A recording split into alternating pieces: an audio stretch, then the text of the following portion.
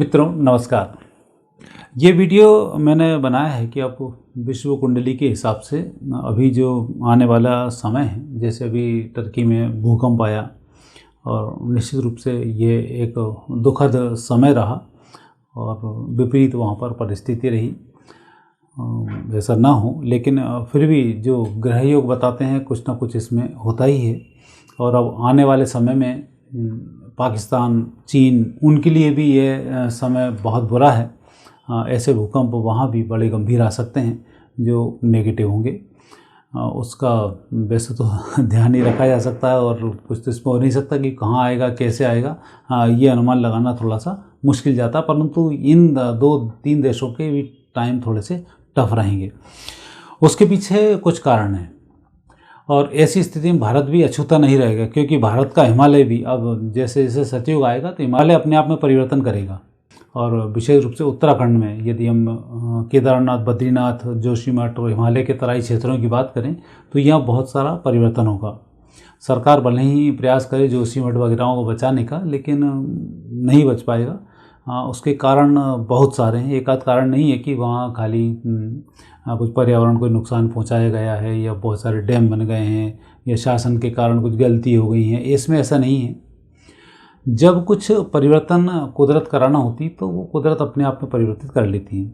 अब जैसे केदारनाथ में उस समय बाढ़ आई, बाढ़ में क्या दोष रहा? पहाड़ों के अंदर से पानी फूटा और सीधा सीधा उतर के आ गया, सारे लोगों को बहा ले गया।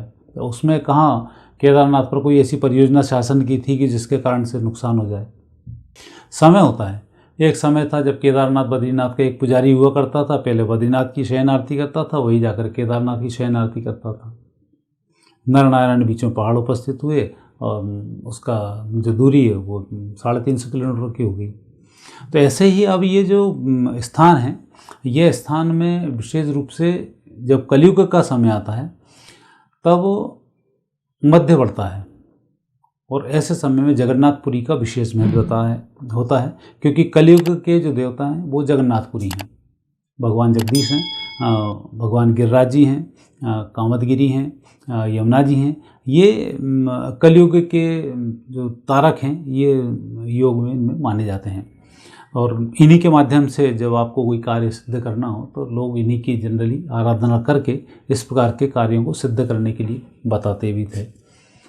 तो यह कलयुग का जो प्रभाव है अब ये समाप्त होने वाला है। जब कलयुग का प्रभाव समाप्त होगा तो संबंधित जो क्षेत्र हैं, अब सतयुग जैसे ही प्रारंभ होगा तो सतयुग में निश्चित रूप से केदारनाथ फलित होता है और केदारनाथ की स्थिति भी परिवर्तित होती है, बद्रीनाथ जी की भी स्थिति परिवर्तित होती है और इसमें पूरा परिवर्तन आता है। जब प्रकृति परिवर्तन करेगी तो निश्चित रूप से वहाँ जो कंस्ट्रक्शन लोगों ने किया होगा उसको ढहाया जाएगा, सब निस्ते नाबूद होगा। फिर प्रकृति नए सिरे से वर्ण करके नई नदियों को वर्ण करेगी और नदियों के माध्यम से फिर हर्षोल्लास की उत्पत्ति करेगी।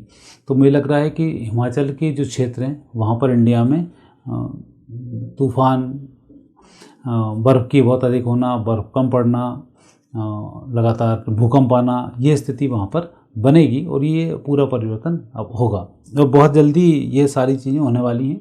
2024 से 2032 तक तो ऐसा बनने वाला है। यदि हम पड़ोसी देश चीन को देखते हैं तो चीन की जो कुंडली है उसमें मकर राशि यहाँ पर विराजमान है और गुरु हैं द्वादश भाव में और अभी इसको बुध की महादशा है 2019 से 2036 तक। ये जो बुध की महादशा है चीन के लिए बहुत अच्छी नहीं है 19 से लेकर 36 तक। एक तो यहाँ पर तानाशाही बढ़ेगी और जब जब तानाशाही बढ़ती है फिर प्रकृति कुछ न कुछ उत्पात करती है और तानाशाही समाप्त हो जाती है। चीन में भी जो भयंकर भूकंप आएंगे, मुझे लगता है कि जिस तरह से यदि हम उसकी बात करें, अश्वत्थामा का जो ब्रह्मास्त्र उसने चलाया था और भगवान ने उसको एक जगह गिरा कर उसको सोख लिया था, तो ये चीज़ें नष्ट तो नहीं होती हैं और कहीं ना कहीं फिर इसका प्रभाव आता है। एक समय तक के लिए रोक सकते हो, फिर उसका विध्वंस का प्रभाव आता है। और एक मैंने वीडियो बनाया, सुदर्शन चल चुका है। तो जो कुदरत की व्यवस्था होती है वो एक अलग होती है। हमें बाण और ये चीज़ें जो दिखाई देती हैं दिखती हैं कि हमने मिसाइल छोड़ दी, उनने मिसाइल छोड़ दी, हमने बम पटक दिया, उनने पटक दिया, लेकिन इसके पीछे कुदरत की ही सत्ता होती है। जैसे भगवान ने युद्ध के बाद बबरीश से पूछा क्या दिखा, तो उसने कहा मुझे चारों तरफ सुदर्शन दिखा। ना कुछ गदा दिखी थे, ना कुछ तीर दिखे थे, ना अर्जुन दिखे, ना भीष्म दिखे, ना कोई दिखा। फिर जब उसने देखा तो फिर ये दिखाई दिया। तो जब विध्वंस होता है और प्रकृति विध्वंस करती है तो भगवत सत्ता के माध्यम से करती है। तो वही स्थिति अब आने वाले समय में यहाँ चीन की होगी। फरवरी 2023 से दिसंबर 2025 तक का समय चीन के लिए भी बहुत अच्छा समय नहीं है। इस समय में चीन नुकसान भी उठाएगा, कुछ कुछ षड्यंत्र भी करेगा, लेकिन सारे षड्यंत्र इनके ओपन अब होते जाएंगे। अभी तक षड्यंत्र ओपन नहीं होते थे, अब ओपन होंगे। जैसे गुब्बारे वाला कांड है, ये ओपन हो गया। कोरोना वायरस का कांड था, ओपन हो गया। ये सब लोगों के सामान बनाता है और उनकी चोरी करता है, डुप्लीकेटिंग करता है, ये सब ओपन हो गया। तो अब व्यापार वहाँ से हट रहा है, वहाँ के लोगों का वहाँ की सत्ता पर उससे विश्वास हट रहा है। आपने देखा होगा कि चाइनीज़ लोग भारत शिफ्ट ज़्यादा होना चाहते हैं, वहाँ रहना नहीं चाहते हैं। वहीं के वैज्ञानिक उन्हीं का विरोध कर रहे हैं। इवन वहाँ की सेना भी वहाँ विद्रोह कर जाती है। सुनते नहीं है, पेपर में नहीं आया, एक अलग बात है, लेकिन वहाँ दिखता है क्लियर कि ऐसा हो रहा है। तो जो स्थिति अब हो रही है, तो इस स्थिति में भूकंप जैसी घटनाएं भी होने में मुझे लगता है कोई कमी नहीं होगी, क्योंकि आधा तो कुदरत नष्ट करती है और आधा व्यक्ति के कर्म नष्ट करते हैं, और ऐसा व्यक्ति पूरा नष्ट हो जाता है। और बचा कुचा जो शक्ति थोड़ी बहुत बच जाती है, तो अड़ोसी पड़ोसी होते हैं वो इस शक्ति को नष्ट कर देते हैं। उस स्थिति में जैसे 23 से 25 तक जब बुध में शुक्र चलेगा, तो ये इनके लिए एक मारक समय रहेगा। तो यहाँ चीन अब फरवरी के बाद जो भी फैसले लेगा, सब फैसले इसके ऊपर उल्टे पड़ने वाले हैं और इसमें खुद ही फंसता चला जाएगा, और इन 2 साल के अंदर ये काफ़ी नेगेटिव स्थिति में पहुँच जाएगा। अगला हम देखते हैं हमारा पड़ोसी मुल्क पाकिस्तान। बांग्लादेश और पाकिस्तान, ये भारत की 2 भुजाएँ हैं। ये भुजाएँ काट दी गई हैं। काटने के बाद कष्ट तो होता है, तो शरीर जो भारत है इसको कष्ट तो हो रहा है, लेकिन जब कोई चीज़ शरीर से अलग हो जाए तो निष्प्राण भी होने लग जाती है। तो ऐसा ही अब पाकिस्तान में हो रहा है। चूँकि 71 में ये भुजा कटी दूसरी वाली, तो इसमें थोड़ा सा टाइम लगेगा, पाकिस्तान पहले नष्ट होगा। तो वहाँ भी स्थिति यही बनती है कि अब जिस तरह से भुखमरी बन रही है, सारी स्थिति रही है। तो कुदरत इन सब चीज़ों को कंट्रोल करने के लिए फिर भूकंप, बाढ़, मौसम का बिगड़ना, इस प्रकार की नाना प्रकार की हरकतें कुदरत कर देती है, जो देखने में अच्छी नहीं लगती, लेकिन कुदरत तो चूँकि उसको परिवर्तन करना है तो करना है, तो वो परिवर्तन कर लेती है। हम चूँकि नुकसान उठाते हैं, इसलिए उस चीज़ को गंभीरता से लेते हैं।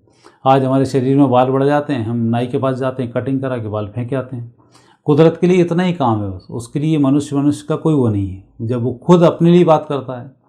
आज हमारे शरीर पर बहुत सारे सेल्स होते हैं, बहुत सारे छोटे छोटे कीटाणु होते हैं, हम नहाते हैं सब बाहर चले जाते हैं। कीटाणुओं के लिए तो ठीक नहीं है, लेकिन हमारे लिए ठीक है। तो सेम कुदरत के साथ भी होता है कि जब झरपट बाहर ज़्यादा उतर जाती है तो कुदरत अपना खेल कर लेती है।